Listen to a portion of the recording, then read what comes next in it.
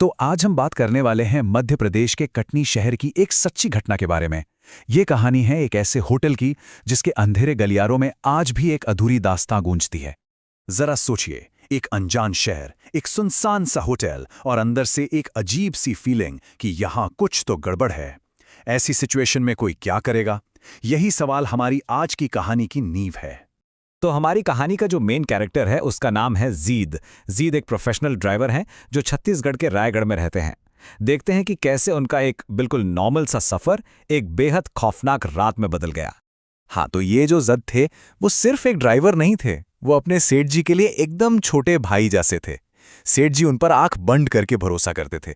मतलब घर का काम हो या कोई बड़ा बिजनेस ट्रिप, सेठ जी के साथ हमेशा जद ही रहते थे। तो एक बार की बात है, सेठ जी को कटनी में कोई जरूरी काम आ गया और उन्होंने जेड को भेज दिया। अब सफर लंबा था तो जेड के रुकने के लिए सेठ जी ने एक सिंपल से लॉज में कमरा बुक करवा दिया। उस वक्त तो किसी को अंदाजा भी नहीं था कि ये जो नॉर्मल सी रात थी ना, वो जेड की जिंदगी की सबसे खौफनाक रात होने वाली थी। तो जेड कटनी पहुंच गए और उस लॉज में एंटर हुए। पर उन्हें क्या पता था कि उस होटल के दरवाजे के अंदर कदम रखते ही वो असल में एक ऐसे डर के जाल में फंसने जा रहे थे जिसका उन्होंने कभी सोचा भी नहीं होगा। तो जब जेड अपने कमरे की तरफ बढ़ रहे थे तो उनकी नज़र एक लड़के पे पड़ी जो गलियारे के एकदम आखिर में खड़ा था, और उसकी आंखों में एक अजीब सी एक घबराहट थी, और वो बस बिना पल के झपकाए जेड को घूरे जा रहा था। उसे देखकर जेड को थोड़ा अजीब लगा, मतलब कुछ तो गड़बड़ है वाला फील आया। जेड के दिमाग में आया, ये है कौन और मुझे ऐसे क्यों देख रहा है भाई? लड़का आगे आया, मदद के लिए पूछने लगा, लेकिन जेड को उसकी वाइब बिल्कुल ठीक नहीं लगी। तो उन्होंने उसे सीधा जाने के लिए बोल दिया और फटाफट अपना दरवाजा बंद कर लिया। अब देखिए, दिन भर की थकान थी तो जैद तो बिस्तर पर पड़ते ही सो गए, गहरी नींद में। लेकिन उन्हें नहीं पता था कि उस होटल की जो खामोशी थी ना, उसमें एक बहुत बड़ा खौफ छुपा हुआ था। एक ऐसा खौफ जो आधी रात को जागने वाला था। रात के लगभग 2:30 बज रहे थे और सद की नींद अचानक से खुल गई। कमरे में ना एक अजीब सी गर्मी और बेचैनी थी। और फिर जो होना शुरू हुआ, वो कदम दर कदम डर की एक नई कहानी लिख रहा था। सबसे पहले तो उनकी नजर पड़ी पंखे पर। वो उल्टा घूम रहा था। फिर कमरे की जो नाइट बल्ब थी वो अजीब तरह से जल बुझ रही थी।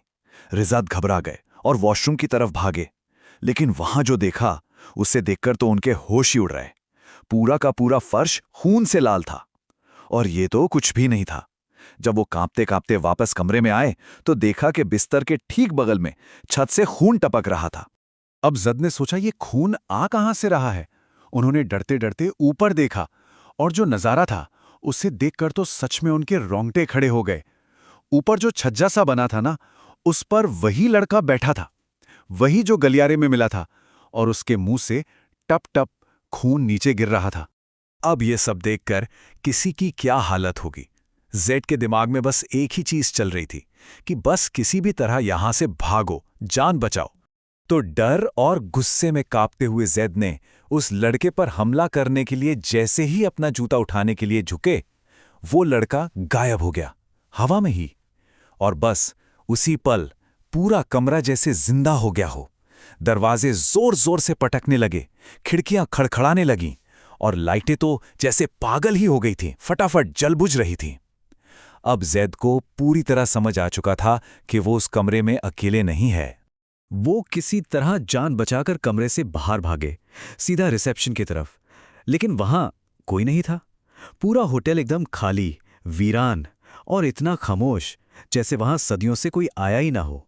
जद ने फिर कुछ नहीं सोचा, सीधा अपनी गाड़ी में जाकर बैठ गए और कांपते हुए बस सुबह होने का इंतजार करने लगे। तो देखिए, जेड उस रात बच तो गए, लेकिन उनके दिमाग में सवाल ही सवाल थे। कौन था वो लड़का? होटल इतना खाली क्यों था? और इन सारे सवालों के जवाब में इस खौफनाक पहेली के पीछे एक बहुत ही दर्दनाक कहानी छुपी हुई थी। तो कुछ दिनों के बाद जब सेठ जी वापस कटनी गए तो उन्होंने सोचा कि जरा उस लॉज के बारे में पता किया जाए। और जब उन्होंने तहकीकात की तो उस रात जो कुछ भी हुआ था उसका पूरा राज सामने आ गया। पता ये चला कि वो जो आत्मा थी वो असल में कोई और नहीं बल्कि उसी लॉज में काम करने वाला एक जवान लड़का था, एक सफाई कर्मचारी। एक ऐसा लड़का जिसकी पूरी जिंदगी सामने पड़ी थी, लेकिन एक हादसे ने, उसकी मौत ने उसे हमेशा हमेशा के लिए उसी होटल में कैद कर दिया। कहानी कुछ यूं थी कि लगभग 15-20 साल पहले एक गेस्ट ने सफाई में हुई एक मामूली सी गलती पर उस लड़के को इतनी बेरहमी से पीटा कि उसकी मौत हो गई, और मरने के बाद भी उसकी आत्मा उसी डर में, उसी अधूरी जिम्मेदारी के जाल में फंसकर रह गई। वो असल में किसी को डराना नहीं चाहता था, वो तो खुद डरा हुआ था कि कहीं उससे फिर से वही गलती ना हो जाए।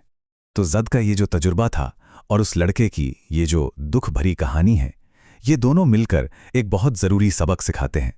एक ऐसा सबक जो शायद बहुत काम आ सकता है। तो सवाल फिर वही आता है कि अगर कभी कोई ऐसी जगह फंस जाए जो भूतहा लगे, जहां अजीब महसूस हो रहा हो, तो उस सिचुएशन में सबसे पहला, सबसे ज़रूरी काम क्या करना चाहिए? देखिए, इस पूरी कहानी का जो निचोड़ है ना, वो बहुत सिंपल है।